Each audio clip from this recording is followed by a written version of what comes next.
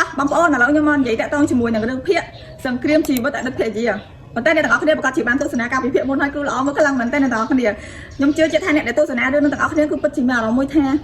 ជក់ចិត្តហ្មងដោយសារតែមន្ត្រីឥឡូវគឺគាត់ពិតជាលេចាស់ដៃមែនតើជាមួយនឹងគ្រួសាររបស់ហេងហើយនឹងគ្រួសាររបស់ស៊ីនរីចាស់ដឹងថានៅក្នុងភាគទី20ហ្នឹងតើម្ដាយរបស់ហេងដូចជាបងស្រីរបស់ហេងហ្នឹងគាត់នៅពេលដែលគាត់បានទទួលទានអាហារដែលបងអូនថ្លៃរបស់គាត់ធ្វើឲ្យហ្នឹងមិនដឹងចិត្តយ៉ាងណាទេបងប្អូនអើយគាត់នៅនឹកឃើញដល់មានអារម្មណ៍មួយថាព្រឺសវជំនួសដែរអ្នកទាំងអស់គ្នា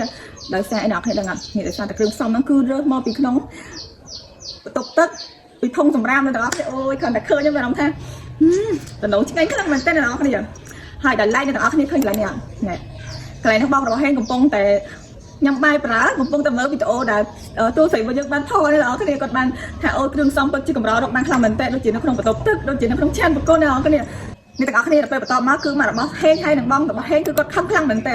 ខំតែញ័រសាច់ហ្មងណាបងប្អូនអញ្ចឹងទៅគាត់ក៏សម្រេចចិត្តទៅរកមន្ត្រីតែម្ដងទៅពេលហ្នឹងក៏បានជួបមន្ត្រីហើយពេលហ្នឹងមន្ត្រីថែមជាអ្នកទាំងពីរញ៉ាំសម្រាមឥឡូវចាំបានញ៉ាំសម្រាមទៀតមែនពេលហ្នឹងអ្នកទាំងអស់គ្នាឃើញថាទូស្រីរបស់យើងគឺមុតជាមើងមកខ្លាំងមែនតើគឺគាត់អត់មានអារម្មណ៍មួយថាភ័យខ្លាចជាមួយអ្នកទាំងពីរទេនៅពេលអ្នកទាំងពីរធ្វើមិនដែរគាត់គឺគាត់ឡើងទៅវិញអ្នកគ្នាគឺខ្ញុំពិតជាពេញចិត្តជាមួយនឹងទូស្រីយើងខ្លាំងមែនតើនៅតំបើដែលគាត់ធ្វើបែបហ្នឹងហើយជឿថាអ្នកដែលកំពុងតែទស្សនារឿងហ្នឹងក៏ពេញចិត្តដូចអ្វីដែលទូស្រីរបស់យើងកំពុងធ្វើដូចគ្នា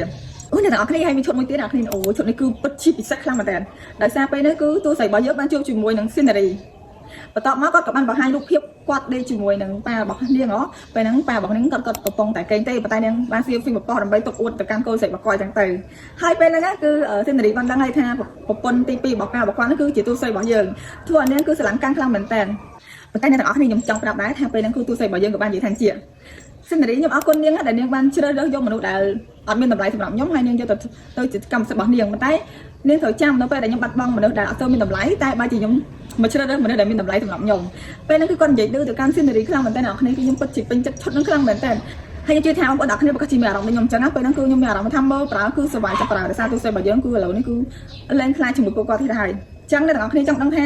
រឿងសង្គ្រាមជីវិតអតីតភរិយាភាគទី20ល្អមកប៉ុណ្ណាកុំភ្លេចទស្សនាទាំងអស់គ្នាណាចាដោយសារវគ្គហ្នឹងគឺខ្ញុំក៏បាននិយាយអ្នកគ្នាដឹងតែអ្នកគ្នាចាំមើលអ្នកគ្នាទៅតោះឥឡូវនេះគឺខ្ញុំសូមនិយាយតែប៉ុណ្្នឹងទេអ្នកគ្នាកុំភ្លេចទស្សនាវីដេអូពេញតាមរយៈ Channel YouTube ផ្លូវការរបស់បាយ័នចាចឹងខ្ញុំសូមបញ្ជាក់ដែររឿងភាគមួយនេះគឺនឹងមានការចាប់ដឹងចាំងតាមរយៈប៉ុស្តិ៍ទូរទស្សន៍របស់បាយ័នវេលាម៉ោង8ដល់ម៉ោង9យប់អ្នកទាំងអស់គ្នាកុំភ្លេចទស្សនាទាំងអស់គ្នាពីថ្ងៃច័ន្ទដល់ថ្ងៃបងអរគុណច្រើន